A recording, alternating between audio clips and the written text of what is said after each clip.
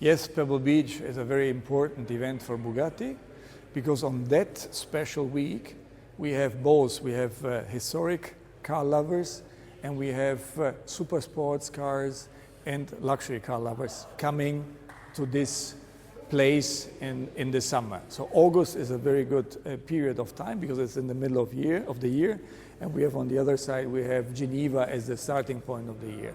Then we have a lot of our customers which are joining, and then for us it's special because the United States is our biggest single market, and it's also an opportunity to sell cars.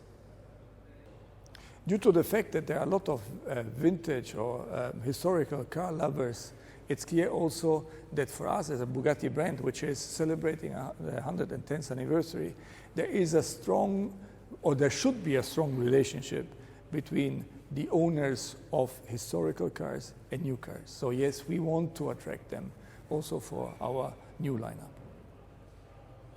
Yes, we said at the beginning of the year 2018 that we want to have at least 2 new launches each and every year.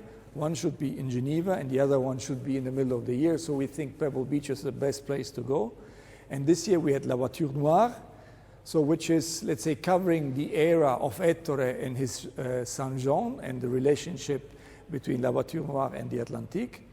And we have 3 eras mainly. So the first one, Ettore, the third one, which is the one of today from 98 till today, and it's ongoing. And the second one, which is the shortest, the time in Campogalliano, where the EB 110 was born. And so we think that this is a perfect bridge with this car to remember Campogalliano and the era here in Italy.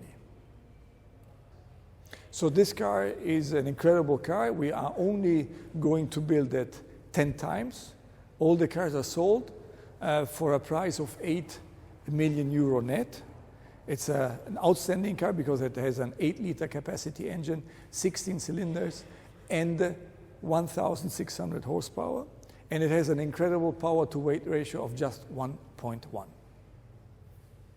Well, this year we are celebrating our 110th anniversary, so it's a good moment in time to look back and to see what the history has given us.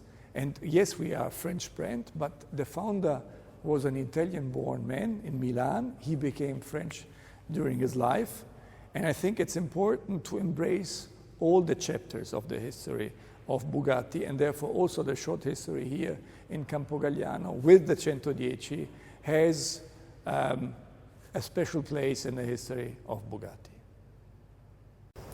The project Centodieci is an homage to the Bugatti EB 110, the sports car that was produced here in Campogalliano in the early 1990s. It was the very first attempt to bring back the glorious mark after it became so quiet around the brand in the early 1950s. Stylistically, the project Centodieci draws its character certainly from inspiration of the EB 110, classic Italian sports car stance, low front nose, small horseshoe grille, and also performance rear end. All these you find reflected in a modern interpretation on the Centodieci. When a designer works on a homage project, meaning looking back towards a classic car and the inspiration of the vintage automobile that we're quoting, in this case the EB 110, it is also dangerous not to get stuck in the past, not to be blocked into a retro kind of vision, but finding a new interpretation for this new project and quoting certain elements so it has a reminiscence. But the form language and the technical details and the performance aspect of the car need to be leading the new concept and need to be translated into the future. We've chosen the celebration of 110 years Bugatti with 2 homage projects. The first one was La Voiture Noire for Geneva 2019. The second one is Centodieci for Pebble Beach this year. How are the 2 projects different?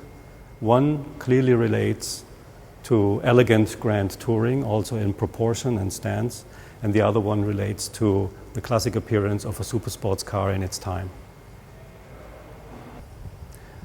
To be here in Campogalliano, it's actually quite inspirational, as I see an architect really being at work, being given a white sheet of paper and creating an automotive operation here that was very purposefully built and in its architecture completely related to the utmost best creation that a supercar could have. Even more remarkable is that Mr. Benedini, as an architect, had a very strong influence on the creation of the automobile, the EB 110. This is rarely seen in our industry. That's something that I respect a lot, and actually created influences in the translation of our homage project to the project Centodieci.